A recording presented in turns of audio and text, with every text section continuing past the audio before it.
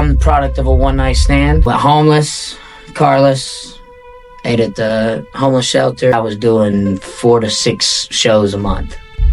All right, guys, I'm AOA, and this AOA Shed. Today we got BN8. How's it going? Yes, sir. Thanks for coming, man. Yes, sir. Take us back to your childhood. Where were you? Did you have both parents? Give us all the details, man. So I'm the product of a one-night stand. Kind of got the best of both worlds with my mom and my dad. My mom was in prison, in the ghetto, drug stuff, it is what it is. And then my dad was a business owner, actually ran a company. His biggest competitor was Dale, or he was Dale's biggest competitor. So I got the suburb life as well. And then I bounced around as a child. I'm originally from Alabama. So Birmingham, Coleman, Alabama. Coleman is like almost like an Auburn for Fort Wayne. It's like a small hick town. So I also got being brought up in the sticks as well. So you kind of got a blend, really.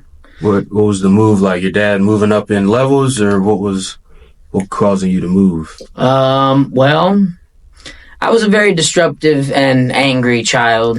I went through a lot of traumatic events in my life at a young age. And it was what it was. I actually got locked up in juvie. Well, basically juvie from 16 to 18, which essentially straightened me out. So, yeah. Oh, yeah. Now let's say middle school, were you into sports or were you just outside? I pretty much have played pretty much anything.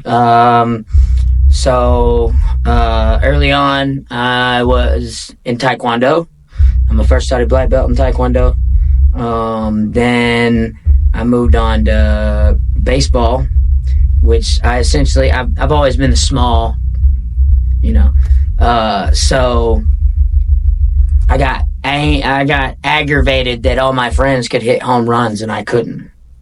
But I would predominantly always get on base. And my dad was trying to explain to me, hey, that's better than being a home run hitter. But I wasn't trying to hear none of that. So I ended up playing soccer and basketball. And then in high school, I played football.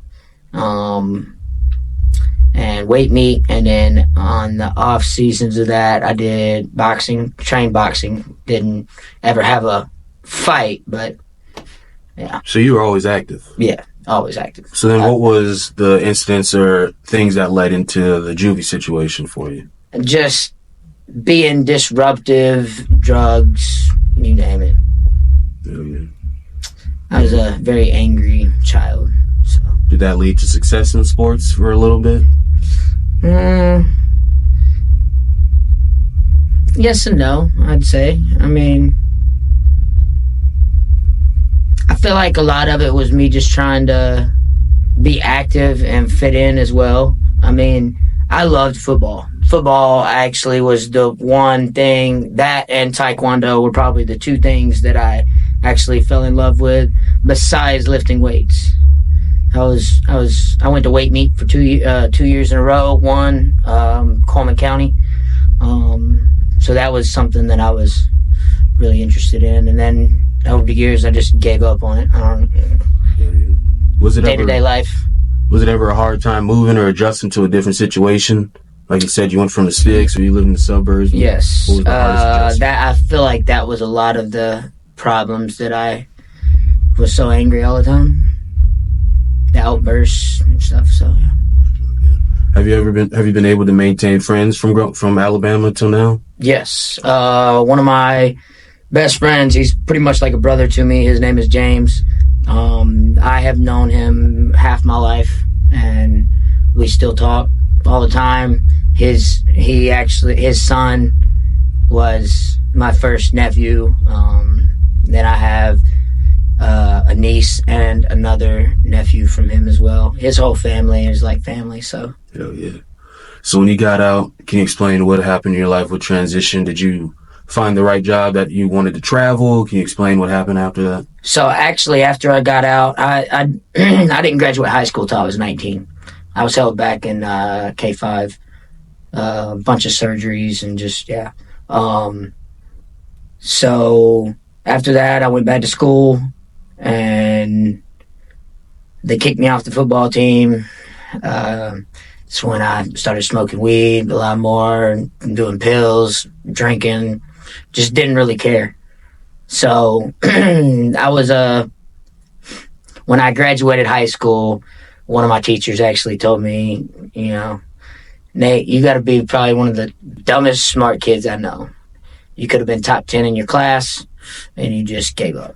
So, and then after that, my uncle is a union iron worker, which is now what I do. So I kind of wanted to work with my hands and bounced around construction jobs and ended up landing. I used to do industrial furnace work. I just travel all over the states. I've been to Baytown, Texas, Houston, Texas, New Jersey, all over the states doing furnaces, which is actually what brought me up here. And yeah, so. Hell yeah. Do you love the work? I do. I want to work more with my mind now as I'm getting older. I've also figured out that there's 3 types of income. There's passive, there's portfolio, and earned income. Earned income is actually the most taxable income. Passive is not non-taxable. So I want to try to figure out how to make my money make money, because that's how you get wealthy. Oh yeah. When did the music become a part of it? So my grandfather was a prominent blues player in Alabama. So music has always been in my life. I was also in choir and band growing up. And then I was in 2018, I was in Alabama. Or not Alabama, I was in Georgia with a buddy of mine, Legacy. You can also find him on all streaming platforms by Leggacy. We were riding around Atlanta. I was rapping along to a song, and he was like, "Yo, bro, you ever thought about doing this?" And I was like, "Me? Nah." And within a week, I had a song. It was posted on SoundCloud, and then just started writing, and did not release another song till 2021.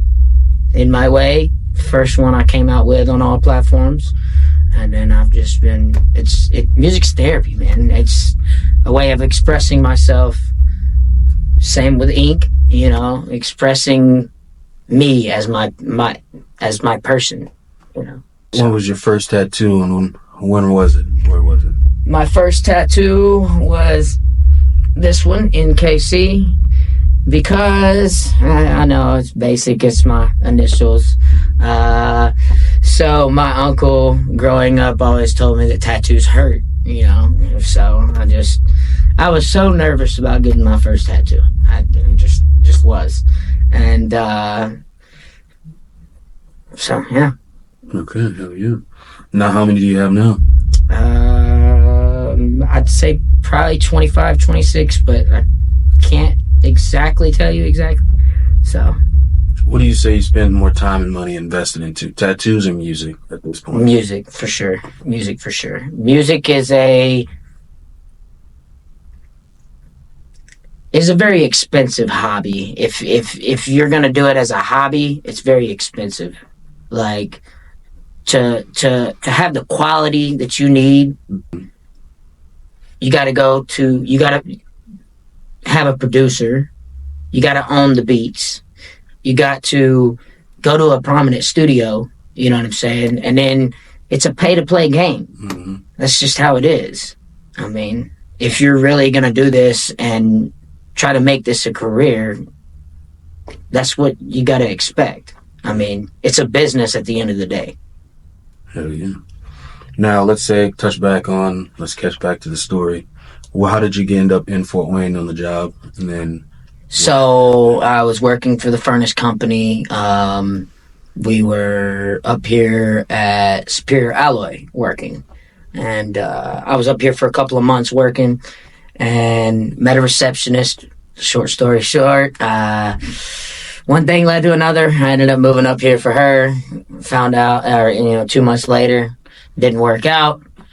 Went homeless, carless, ate at the homeless shelter, bounced around on people's couches, slept at the skate park, and then I basically lost everything when I moved up here. And in 2018, I was in college at Ivy Tech for welding, and then got a car again and went down to Alabama for a visit, and hadn't seen my brother in a very long time due to my mom being in prison, and decided it was best that I stayed down there. So I moved back and then got with the mother of my child. She actually moved down there with me. We stayed down there for a year, and then came up here for a visit and ended up staying. And now I have a little girl, so I'm not moving away from my little girl. My little girl is everything to me. So yeah. How were you able to get to go to college? What was going on at the end that you were able to get your footing back? Honestly, grants. And then I skateboarded everywhere when I was carless for those 2 years. I skated. I actually closed at Wendy's on Broadway every night. I was a grill close. I skated to and from work, and then I also skated to college at the campus by Canterbury, and then I would get a ride from there to the skate park, and from the skate park I would skateboard to Wendy's on Broadway and close. Mm-hmm. And you said that your mom was incarcerated. How long was that for her? About 4 or 5 years. Were you always close with her? She gave me up, but yes, I've kept a relationship with her. I've always, a lot of it stemmed that I had abandonment issues. That was another traumatic situation. So, but yes, my mother means a lot to me. Yeah. So. Hell yeah. Was she a role model, like your motherly role model? So my father married my stepmom, and she kind of filled in a lot as well. She is a very, very Christian lady, and she instilled a lot of values into me as well, just as well as my father. Without my father, I wouldn't be the man I am. He taught me, you gotta man up, you gotta work, you gotta provide for your family, and every parent makes mistakes, you know what I mean? So I don't fault any of my parents. I'm the man I am because of what I've went through. So would I change any of it now? No. Hell yeah. Because it made me who I am. Hell yeah. Now, what is your experience? Let's compare the music scene from down south to up here. Down south, music scene? I don't really know. I really wasn't in the music scene like that down south. I know down south it's a lot more. People have different values and morals down south. You're always gonna see somebody opening a door. And yes, ma'am, no, ma'am, yes, sir, no, sir. That is something instilled, as a child, as respect. It's just, I can't say because I don't necessarily know what it's like growing up here as well, because I didn't have parents from here, but I can speak on how it is down south. So okay. Hell yeah. Now let's speak on the music scene. How many shows have you done or that you're going to be throwing? I couldn't even tell you. There was a time for like a year straight I was doing 4 to 6 shows a month. Hell yeah. Every weekend I was traveling and doing a show. I just started my own company, Natural Noise Entertainment. So I started, my first show was January 13th at Carl's Tavern. My second one will be February 17th at Carl's Tavern. It's BN8's birthday bash for me, obviously. And then I'm going to be opening February 23rd for Killer Priest at Pierre's, a day before my birthday. And then I'm throwing my first show at Club Escape in Pierre's at March 1st.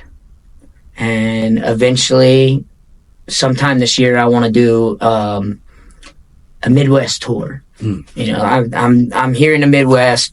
Tackle the Midwest first. The rest will come. So be looking forward to that. How did you build your connections? Is it through meeting them in person, networking online? Just everything can be a networking opportunity.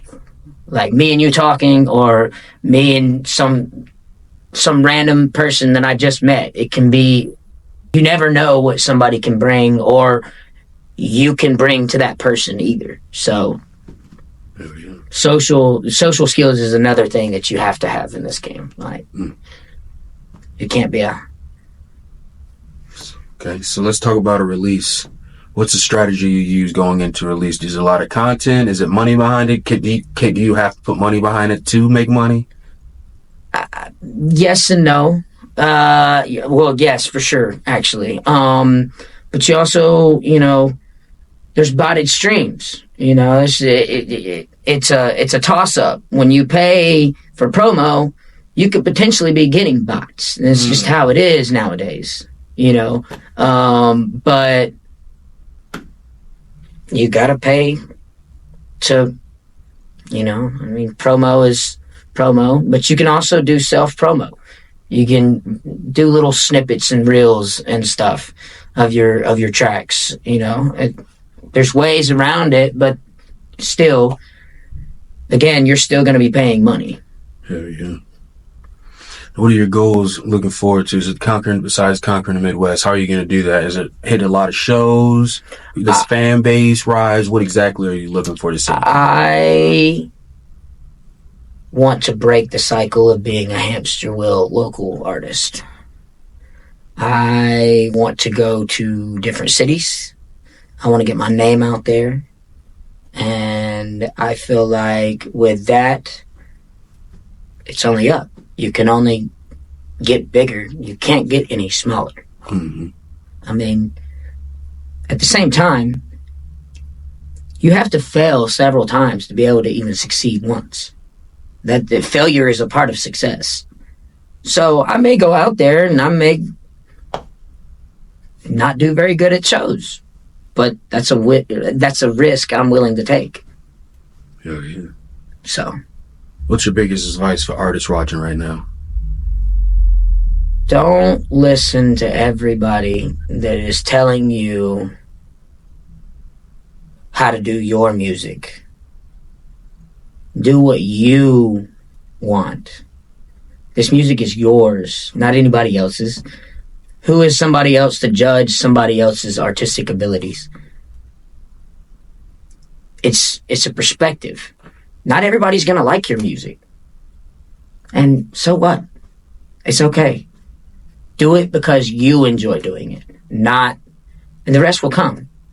My father told me a long time ago, do what you love to do and it won't feel like a job.